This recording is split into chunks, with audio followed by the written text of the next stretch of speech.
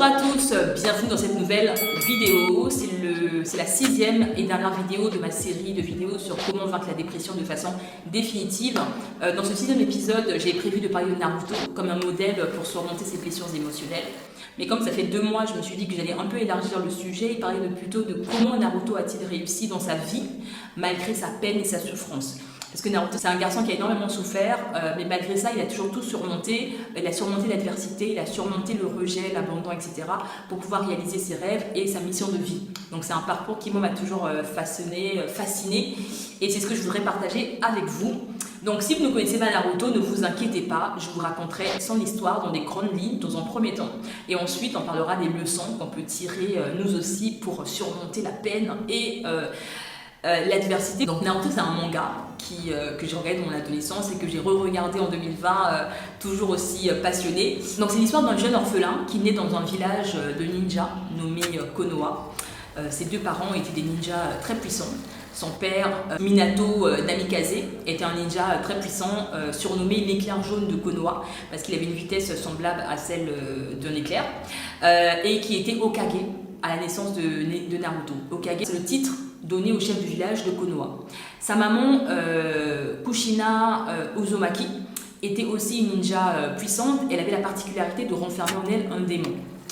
Le démon le plus puissant. En fait, à l'origine du monde des ninjas, cette créature-là qu'elle renferme n'était pas un démon. C'est une créature qui avait été créée par le père fondateur du monde des ninjas pour aider les villageois en cas d'invasion ou d'attaque de tout horizon. Et au fil du temps, ces créatures ont été détournées et transformées en armes de destruction par les hommes. Et donc quand Naruto naît, tout le monde appelle ces créatures-là des démons. Et donc le jour de la naissance de Naruto, le village est attaqué par une organisation criminelle nommée l'Akatsuki, qui contient des ninjas rebelles de différents villages.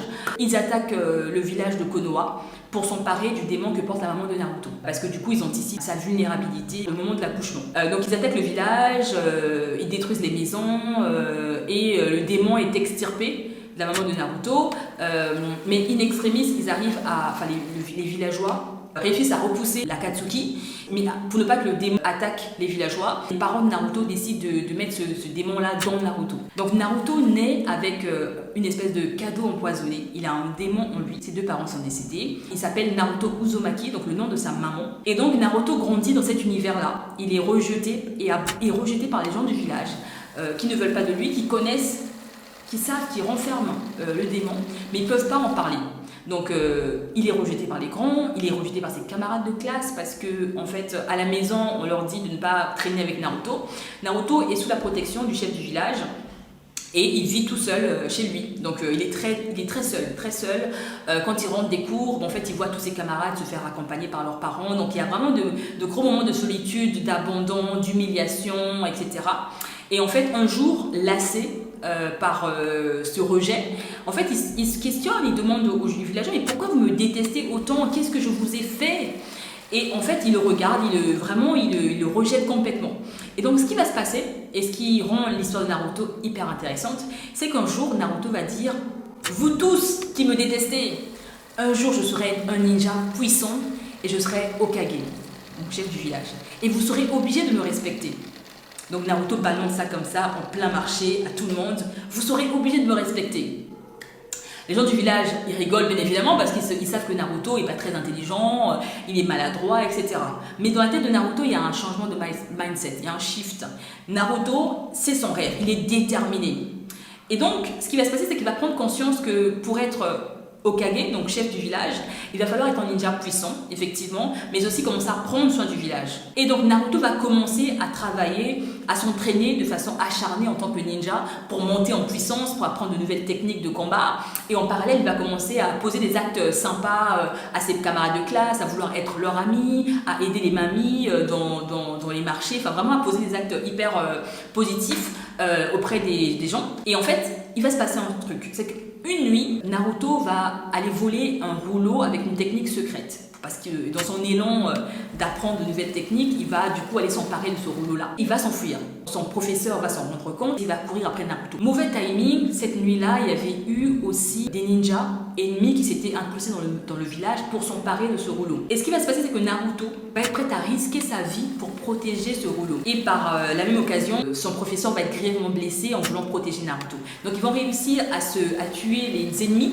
Et il va se passer un truc magique ce soir-là, enfin cette nuit-là pour Naruto, c'est que Naruto, pour la première fois, il va voir une personne qui est prête à donner sa vie pour lui. Parce que Naruto, comme je vous ai dit, c'est un garçon abandonné en fait. Donc il se battait dans son rêve de devenir un grand ninja tout seul dans son coin. Et là, d'un coup, il y a son professeur qui était prêt à risquer sa vie pour lui. Donc Naruto est en pleurs, il n'y arrive pas, il n'en croit pas ses yeux. Et son professeur va lui dire, Naruto, ce que tu viens de faire ce soir-là, tu as déjà des valeurs de grand ninja, la patrie ou la mort. Tu dois être prête à donner ta vie pour sauver ton village. Et c'est ce que tu viens de faire ce soir. C'est-à-dire que Naruto avait comme risqué sa vie pour protéger ce rouleau qui détenait une technique secrète de son village. Et il va dire à Naruto, je crois en toi. Et Naruto va dire, mais pourquoi vous avez risqué votre vie pour moi? Et Hiruka Sensei va dire, mais parce que je crois en toi, Naruto. Et là, Naruto va avoir une révélation cette nuit-là.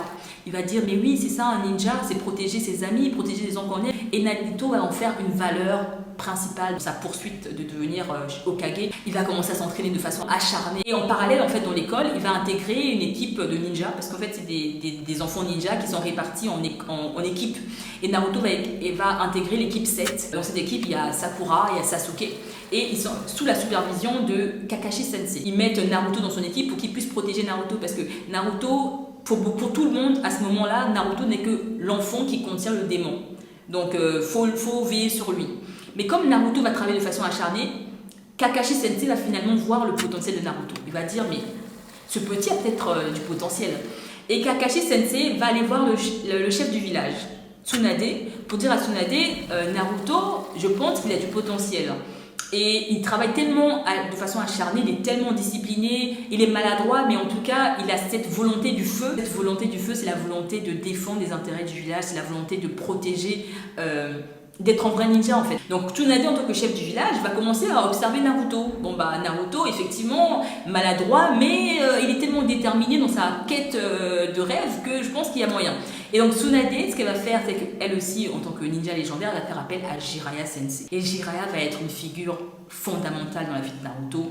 Va avoir une figure paternelle, mais pas que. Parce que lorsque Naruto devient le disciple de Jiraiya, Jiraiya va apprendre à Naruto sa vraie identité. Quand Naruto grandissait, on l'a toujours appelé Naruto Uzumaki, qui est Uzumaki, le nom de sa maman. Il savait même pas en fait qui étaient ses parents. Jiraiya, c'est celui qui va apprendre à Naruto que son père c'était Minato Namikaze et que sa maman c'était Kushina Uzumaki. C'est énorme pour Naruto parce que en fait, il ne connaissait pas du tout qui étaient ses parents. Et quand il découvre qui sont ses parents, il découvre en fait qu'il vient d'une lignée de ninjas puissants en fait. Parce que les Namikaze, ils avaient été tous exterminés pendant les différentes guerres ninja parce que c'était des ninjas puissants et qu'il y avait vraiment cette volonté de feu, cette volonté de défendre les intérêts du village. Et donc, son père déjà était Hokage. Donc Naruto prend conscience que en fait, il est très puissant comme ninja finalement. Et que son rêve de devenir Hokage n'est pas son rêve individuel, mais ça vient de son père, ça vient de sa lignée, parce que les Namikaze, c'est des gens intègres, la patrie ou la mort. Et donc, Jiraiya va aussi apprendre à Naruto la vraie histoire de celui qu'il appelait le démon renard. Il va apprendre à Naruto que la force qu'il contient n'est pas un démon. Initialement, à l'origine, à la création, c'était des forces de la nature qui ont été pensées pour nous protéger. Pendant longtemps, ils ont vécu en harmonie avec les peuples, mais ils ont été détournés à un moment donné. C'est pour ça qu'on les appelle des démons. Mais tout comme toi, Naruto, tu as des blessures de rejet, d'abandon, ces créatures-là aussi ont des blessures parce qu'ils ont été rejetés pendant plusieurs années, plusieurs siècles. Et c'est ça. Et Naruto, du coup, va faire la paix avec la force qu'il a en lui. Jiraiya va aussi lui dire, en fait, que Naruto, tes parents, ils t'aimaient énormément et croyaient énormément en toi. C'est uniquement parce qu'ils t'aimaient énormément et croyaient énormément en toi, en tes capacités, en ton potentiel, qu'ils ont mis cette force en toi. Parce que cette force est censée t'aider dans ta conquête d'être un ninja puissant. Donc il dit à Naruto, tes parents savaient déjà que tu serais un ninja puissant. C'est pour ça que c'est un cadeau. Ce n'est pas un handicap ou un cadeau empoisonné. C'est un cadeau béni. Et donc Naruto va cogiter. En fait, pour moi, cette partie-là dans Naruto, dans le manga, c'est une partie de thérapie de Naruto. Parce que il va faire la paix avec du coup cette force qu'il a en lui. Il va arrêter de l'appeler démon. Il va l'appeler par son nom, Kurama. Et donc du coup, Naruto fait face à son ego, il fait face à ses blessures émotionnelles. On le voit en pleine illusion, en train de se sentir abandonné. C'est-à-dire que c'est un moment où en fait, son cerveau doit être remis à l'endroit. Il était désorienté, son cerveau est remis à l'endroit. Il fait la paix avec ça. Il est tellement connecté à la nature qu'à un moment donné, il a une vision de ses parents qui lui disent qu'il aime, qu'il croit en lui, etc. Naruto vit, en fait, déconstruit ce qu'on lui a toujours dit. Il prend conscience de son identité, il prend conscience de sa vraie identité, sa vraie histoire. Et quand il sort de cet entraînement acharné, c'est un ninja super puissant.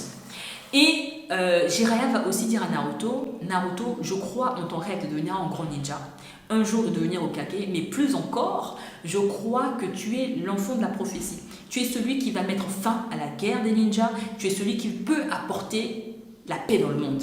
Et donc quand Naruto va sortir de ces entraînements-là, il va passer du rêve à la mission de vie, en fait. Son rêve de devenir petit chef du village de Konoha, en fait, dans Naruto, en fait, il y a différents villages. Il y a 7 principaux villages, et Konoha, c'est un village parmi tant d'autres. Et donc Naruto va se mettre du coup en mission de convaincre chaque chef du village, chaque ninja, qui doivent s'unifier contre un seul ennemi qui est les forces du mal. Parce qu'en fait, pendant des années, les différents villages se donnaient des petites guerres de pouvoir, d'influence. Mais en fait, il y avait vraiment une vraie manipulation d'organisation de l'Akatsuki. L'Akatsuki elle-même manipulée par le mal absolu. Bon, vous vous doutez bien que du coup Naruto a réussi à faire ça. Ils ont apporté la paix dans le monde. Quand la guerre prend fin, Naruto se rend compte que finalement, ce rêve de devenir chef du village n'était qu'un rêve de façade. Ce que lui, il avait vraiment envie, c'est effectivement de mettre fin à cette guerre, d'unifier les peuples et juste d'être accompli, d'être serein. Enfin, c'était formidable comme série. Et donc voilà, c'est la fin de l'anecdote. L'histoire de Naruto peut être analysée de différentes manières, mais bon, pour notre sujet à nous, je pense que cette présentation suffit. Et donc, place aux leçons qu'on peut apprendre.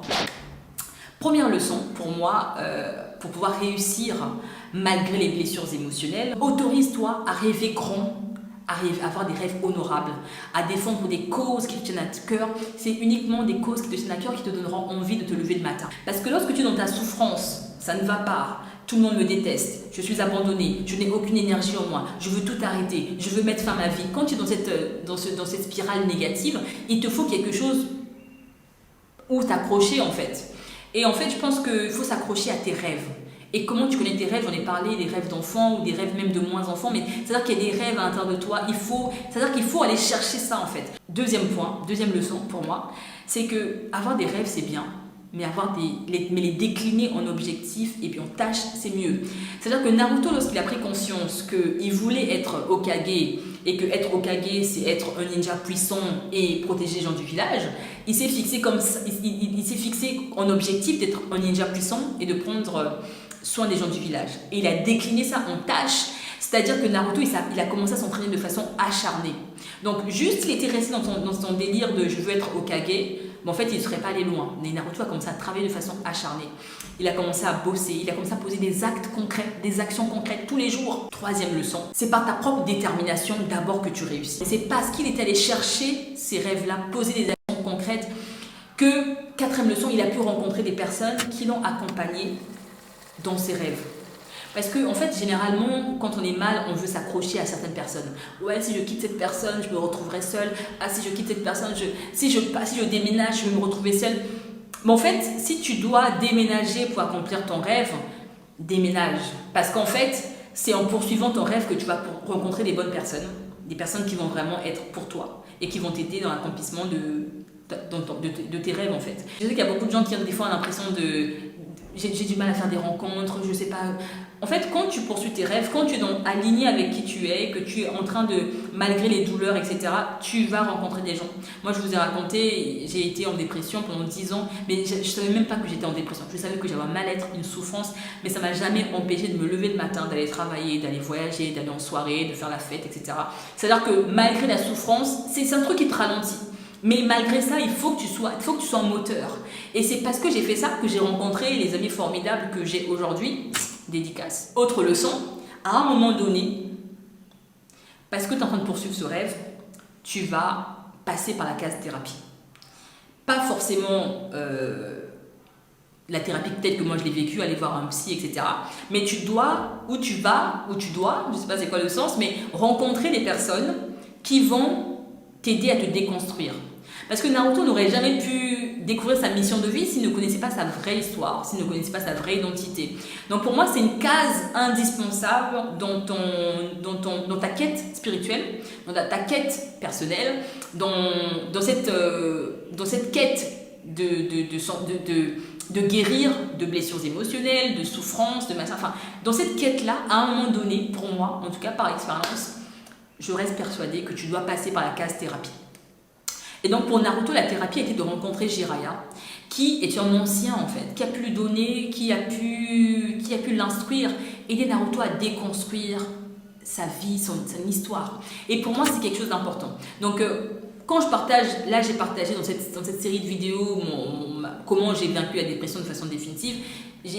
En fait, je l'ai décrit comme je l'ai vécu. C'est-à-dire que j'ai commencé par la thérapie avec un psy. Je suis partie dans une quête, dans une étude biblique parce que je viens d'une famille chrétienne et que le plus simple c'était de commencer par étudier ce qui est écrit dans la Bible. Mais je ne m'en suis pas arrêtée là. Pour moi, il y a une troisième étape qui est justement d'aller chercher ton histoire. Enfin, en tout cas, moi en tant que noire africaine, sachant que l'histoire qui m'a été racontée à l'école n'était pas la vraie histoire. Donc en grandissant en tant qu'adulte, il y a énormément de choses à déconstruire. C'est-à-dire que tu as une double peine, tu as énormément de choses à déconstruire. Mais pour moi, c'est indispensable pour pouvoir prendre conscience de son potentiel, pour pouvoir surmonter l'adversité, pour pouvoir rêver grand, réaliser de grandes choses, être une personne puissante. Parce que mon histoire ne commence pas il y a 400 ans avec l'esclavage et la colonisation, elle commence pas à 2000 ans avec l'arrivée de Jésus-Christ, elle commence beaucoup plus tôt. Il y a plus de 150 000 ans avec l'Homo sapiens qui était noir, qui avait été découvert en Éthiopie. Donc il faut comprendre ça en fait. Pour moi c'est indispensable de connaître son histoire, sa vraie histoire, pas celle qui a été racontée à l'école, pas celle qui a été falsifiée, mais pour moi ça fait partie du chemin. Donc il faut continuer. Il faut être dans une curiosité intellectuelle, dans une curiosité culturelle pour comprendre ça. Voilà, donc en tout cas, j'espère que c'est une série qui vous aura inspiré. N'hésitez pas à me dire en commentaire ce que vous en avez pensé. Merci d'avoir regardé jusqu'ici, à bientôt.